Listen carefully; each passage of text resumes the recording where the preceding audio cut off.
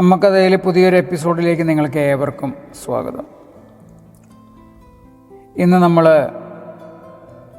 പരിശുദ്ധ അമ്മയെ ദേവാലയത്തിൽ കാഴ്ചയായിട്ട് സമർപ്പിക്കുന്നതുമായി ബന്ധപ്പെട്ട കഥയാണെന്ന് കേൾക്കാനായിട്ട് പോകുന്നത്. കേൾക്കുന്നതിന് മുമ്പ് പ്രിയപ്പെട്ടവരെ, അമ്മയെ സ്നേഹിക്കുന്ന നിങ്ങൾ ഈ ചാനൽ സബ്സ്ക്രൈബ് ചെയ്തിട്ടില്ലെങ്കിൽ സബ്സ്ക്രൈബ് ചെയ്യുവാനും ഷെയർ ചെയ്യുകയും ഒക്കെ ചെയ്യണമെന്ന് വിനീതമായി അഭ്യർത്ഥിക്കുകയാണ്.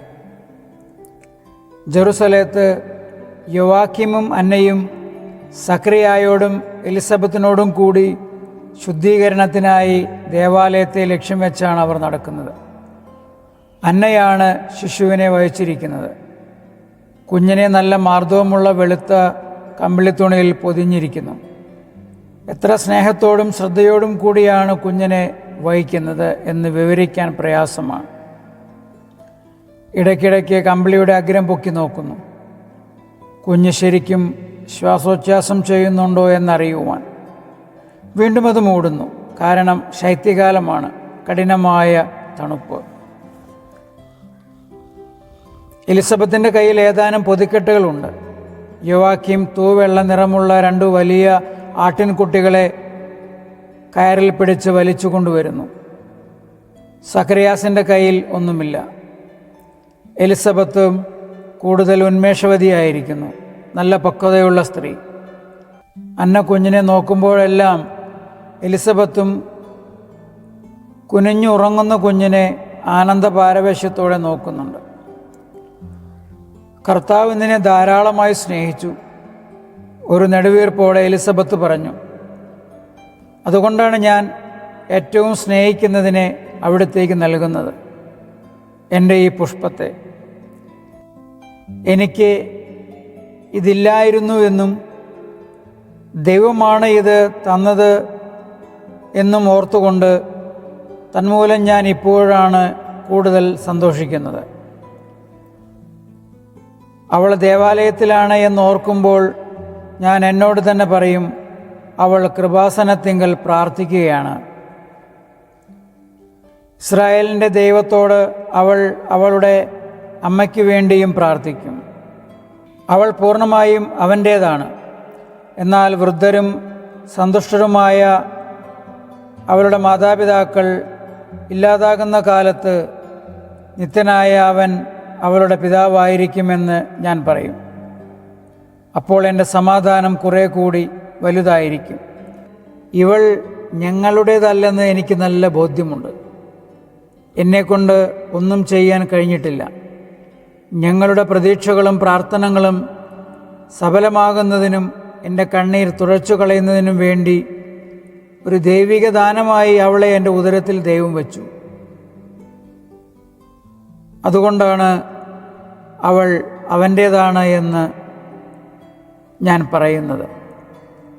ഞങ്ങൾ സന്തുഷ്ടരായ സൂക്ഷിപ്പുകാരാണ്. തന്മൂലം ദൈവം വാഴ്ത്തപ്പെട്ടവനാകട്ടെ. സക്കറിയാസ് കൂട്ടുകാരനോട് എന്തോ മന്ത്രിക്കുന്നു. അദ്ദേഹം തലകുലുക്കി മന്ദസ്മിതം തൂകുന്നു. അനന്തരം അദ്ദേഹം ആ ചെറിയ സംഘത്തിലേക്ക് ചെന്ന് മാതാപിതാക്കളെ അനുമോദിക്കുകയും കുശലം പറയുകയും ചെയ്യുന്നു. മറ്റേ ആട്ടിൻകുട്ടിയെയും അപ്പവും മാവും അദ്ദേഹത്തിന് അവർ നൽകുന്നു. അപ്പോൾ ഈ കുഞ്ഞ് ദൈവത്തിൻ്റെ മുമ്പിൽ പരിശുദ്ധയാണ്, അല്ലേ? ദൈവത്തിൻ്റെ കൃപ അവളുടെ മേലും നിങ്ങളുടെ മേലും ഉണ്ടാകട്ടെ. അന്ന ഇതാ വരുന്നു. അവൾ ആ കുഞ്ഞിൻ്റെ അധ്യാപകരിൽ ഒരുവളാണ്. ആഷോറിൻ്റെ ഗോത്രത്തിൽപ്പെട്ട ഫനുവേലിൻ്റെ മകളായ അന്ന. സ്ത്രീയെ, ഇങ്ങോട്ട് വരൂ. ഈ ശിശുവിനെ ദേവാലയത്തിന് അവർ കാഴ്ചയായി നൽകുകയാണ്. സ്തുതിയുടെ ഒരു ബലിയായ നീ അവളുടെ ഗുരുനാഥയായിരിക്കും. നിന്റെ നേതൃത്വത്തിൽ കുട്ടി വിശുദ്ധിയിൽ വളർന്നു വരും. കുഞ്ഞിന് മനസ്സിലാകുന്നത് പോലെ തോന്നുന്നു. ഫനുവേലിൻ്റെ പുത്രി അന്ന പറയുന്നു, എത്ര അഴകുള്ള കുട്ടി! എൻ്റെ സ്വന്തം എന്ന പോലെ അവൾ എനിക്ക് പ്രിയപ്പെട്ടവളായിരിക്കും. എനിക്ക് അതിന് അവസരമുണ്ടായാൽ അങ്ങനെ തന്നെ ആയിരിക്കുമെന്ന് ഞാൻ വാക്ക് തരുന്നു. തൻ്റെ ശക്തി കേന്ദ്രത്തിൽ നിന്ന് നിത്യമായ ജ്ഞാനം നിത്യകന്യകയോട് പറയുന്നു, എൻ്റെ പക്കൽ വരിക. അവളെ അനുഗ്രഹിച്ചുകൊണ്ട് പറയുന്നു. പിന്നീട് ഏറ്റവും പരിശുദ്ധമായ കന്യകയുടെ സുതൻ പറയും, കൊച്ചുകുട്ടികൾ എൻ്റെ അടുക്കൽ വരുവാൻ അനുവദിക്കുവിൻ, എന്തെന്നാൽ ദൈവരാജ്യം അവരുടേതാകുന്നു. അവരെപ്പോലെ ആകാത്തവർക്ക് എൻ്റെ പക്കൽ ഒരു സ്ഥാനവും ഉണ്ടായിരിക്കുകയില്ല. ഈ സ്വരങ്ങൾ ഒന്നിനു പുറകെ ഒന്നായി വരുന്നു. സ്വർഗത്തിൽ നിന്നുള്ള പിതാവിൻ്റെ സ്വരം കുഞ്ഞു മേരിയോട് എൻ്റെ പക്കൽ വരിക എന്ന് പറയുമ്പോൾ, മനുഷ്യപുത്രൻ്റെ സ്വരം പറയുന്നു, തൻ്റെ അമ്മയെ ഓർത്തുകൊണ്ട് പറയുന്നു, കൊച്ചുകുട്ടികളെപ്പോലെ ആകാമെങ്കിൽ എൻ്റെ പക്കലേക്ക് വരിക എന്ന്. ഞാൻ എൻ്റെ അമ്മയെ നിങ്ങൾക്ക് മാതൃകയായി നൽകുന്നു. ഒരു പ്രാവിൻ്റേതുപോലെ നിർമ്മലവും നിഷ്കളങ്കവുമായ ഹൃദയത്തോടു കൂടിയ പരിപൂർണ കന്യക ഇതാ. ദുഷിച്ചതും വക്രതയുള്ളതും കപടവുമായ ഈ ലോകത്തിൽ അനേക വർഷം നീണ്ട ജീവിതം, യാതൊരു വിദ്വേഷവും ജനിപ്പിക്കാത്ത ധന്യമായ ജീവിതം. കാരണം അവൾക്ക് ലോകത്തിൻ്റേത് ഒന്നും വേണ്ട.